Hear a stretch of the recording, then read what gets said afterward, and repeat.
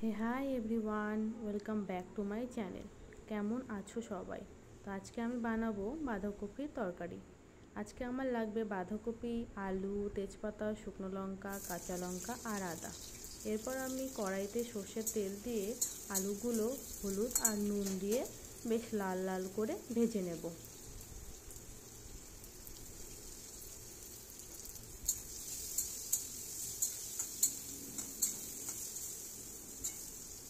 আলুগুলো ভাজা হয়ে গেলে সেই তেলেই আমি 5 ফোড়ন, শুকনো লঙ্কা আর তেজপাতা ফোড়ন দিয়ে বেশ কয়েক সেকেন্ড লাল লাল করে ভেজে নেব। ভাজা হয়ে গেলে আমি বাঁধাকপিগুলো আস্তে আস্তে দিয়ে দেব। আর আমি দিয়ে দেব চেরা কাঁচা লঙ্কাগুলো। এরপর আমি দিয়ে দেব স্বাদ মতো নুন আর হলুদ গুঁড়ো। হলুদ গুঁড়ো দেওয়ার পরে ভালো করে মিশিয়ে নেব। মেশানো হয়ে গেলে তাতে আমি সামান্য জল দিয়ে দেব। জল দিয়ে একটু ঢেকে দেব। কিছুক্ষণ পর ঢাকা খুলে দিয়ে তাতে আমি আগে থেকে ভেজে রাখা আলুগুলো দিয়ে দেব।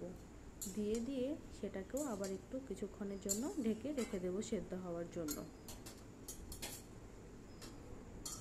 তারপর যখন সেদ্ধ হয়ে আসবে আমি তাতে দিয়ে দেব আদা কুচি।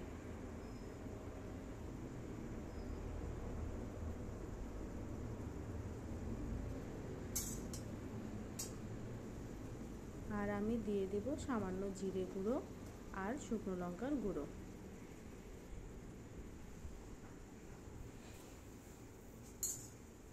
তারপর কিছুক্ষণ নাড়াচাড়া করে তাতে আমি সামান্য পরিমাণে চিনি অ্যাড করে দেব।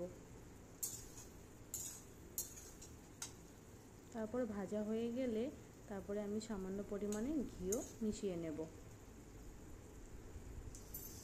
যখন বাঁধাকপি তরকারি হয়ে আসবে তাতে আমি গরম মশলা দিয়ে ভালো করে নাড়াচাড়া করে নিয়ে রেডি আমার আজকে বাঁধাকপির তরকারি।